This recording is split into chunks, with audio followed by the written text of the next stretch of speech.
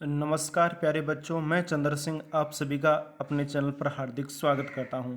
प्यारे बच्चों, कक्षा 8 के लिए विज्ञान विषय की RSCRT-NS क्विज अभ्यास है, या यूं कह सकते हैं अपने वीकली क्विज अभ्यास है जो हर शनिवार को जारी होती है। लेकिन अब की बार जो आगे आपके NS एग्ज़ाम होने वाले हैं, नेशनल अचीवमेंट सर्विस के, उनमें यहाँ से ही प्रश्न पूछे जाएंगे।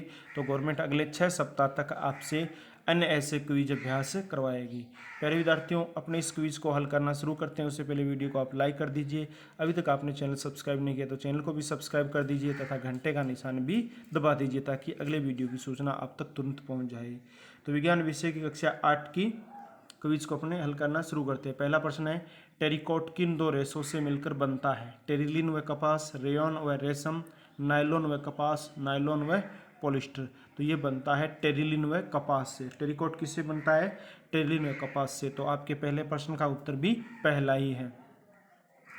प्यारे विद्यार्थियों, डिस्क्रिप्शन में हमारे WhatsApp group, Facebook page, Instagram, Twitter आदि के लिंक दिए गए हैं, आप वहां से ज्वाइन कर सकते हैं। अगला प्रश्न है, राकेश को उसकी मां ने गर्मियों में सूती कपड़े पहनने की सलाह दी।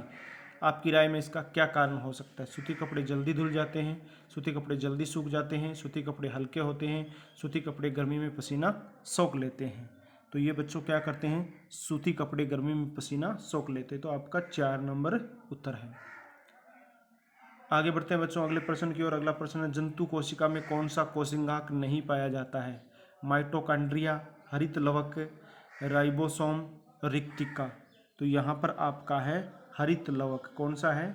हरित लवक। जंतु कोशिका में कौन सा कोशिकांग होता है? हरित लवक। कौन सा होता है? हरित लवक। 2 नंबर उत्तर हो गया। अगला, निम्न में से मसाले का सही युग्म है? निम्न में से मसाले का सही युग्म है?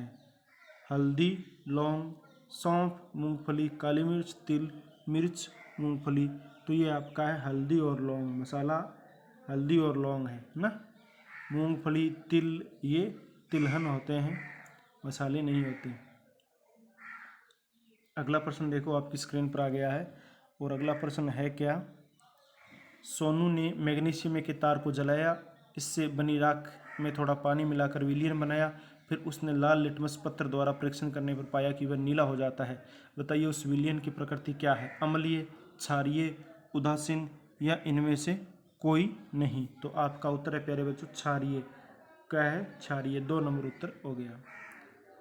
आगे बढ़ते हैं अगले प्रश्न की ओर। सानू को नींबू की शिकंजी पीने से कौन से विटामिन की प्राप्ति हुई? Vitamin A, vitamin B, vitamin C, vitamin D. तो नींबू से विटामिन सी होती है। क्या होती है? Vitamin C. तो 3 नंबर उत्तर हो गया आपका। आगे बढ़ते हैं बच्चों अगले सवाल की तरफ। सोनू ने अपना स्वेटर जैसे ही उतारा उसके बाल खड़े हो गए, ऐसा किस बल के प्रभाव के कारण हुआ? चुंबकीय बल, स्थिर विद्युत बल, घर्षण बल, पेशीय बल। तो प्यारे बच्चों यहाँ पर आपका उत्तर है स्थिर विद्युत बल के कारण बाल खड़े हो गए। आगे देखो अगले प्रश्न की तरफ बढ़ते हैं। अनिल ने आलू की कलिकाओं को काटकर जमीन में बो दिया। वह आलू की खेती करने के लिए किस विधि का प्रयोग कर रहा है? अलैंगिक विधि, कायिक जनन, लैंगिक जनन, अनिषेक जनन। तो आपका उत्तर है कायिक जनन। 2 नंबर उत्तर है। ठीक है, 2 नंबर उत्तर हो गया। अगले प्रश्न की तरफ बढ़ते हैं। अगला प्रश्न क्या है आपका? लघु पतन होने से परिपथ में अत्यधिक विद्युत धारा प्रवाहित होने से घर के विद्युत उपकरणों में आग लग सकती है। इस दुर्घटना से बचने के लिए आप क्या करेंगे? फ्यूज तार को परिपथ में समांतर क्रम में लगाएंगे, फ्यूज तार को परिपथ में श्रेणी क्रम में लगाएंगे, आग को बुझाने का प्रयास करेंगे, या इनमें से कोई नहीं। क्या कहा गया? लघु पतन होने से परिपथ में अत्यधिक विद्युत धारा प्रवाहित होने से घर के विद्युत उपकरणों में आग लग सकती है। इस दुर्घटना से बचने के लिए आप क्या करेंगे? फ्यूज तार को परिपथ में समांतर क्रम में लगाएंगे, फ्यूज तार को परिपथ में श्रेणी क्रम में लगाएंगे, आग को बुझाने का प्रयास करेंगे। तो आग को बुझाने का कोई मतलब नहीं है, समांतर क्रम का भी नहीं है, लेकिन श्रेणी क्रम में है। तो आपका उत्तर हो जाएगा 2 नंबर। अगले सवाल की तरफ बढ़ते हैं बच्चों। अगला सवाल क्या है? बारिश के दिनों में जलाशयों का जल प्रदूषित हो जाता है। ऐसे जल के उपयोग में बीमारियों की संभावना बढ़ जाती है। जल के शुद्धिकरण के लिए आप किस विधि का उपयोग करें? बारिश के दिनों में जलाशयों का जल प्रदूषित हो जाता है, ऐसे जल में उपयोग में से बीमारियों की संभावना बढ़ जाती है। जल की शुद्धिकरण के लिए आप किस विधि का उपयोग करें? पानी उबालकर पिए, ORS घोल उपयोग करें, डॉक्टर से उपचार ले, या उपयुक्त सभी है?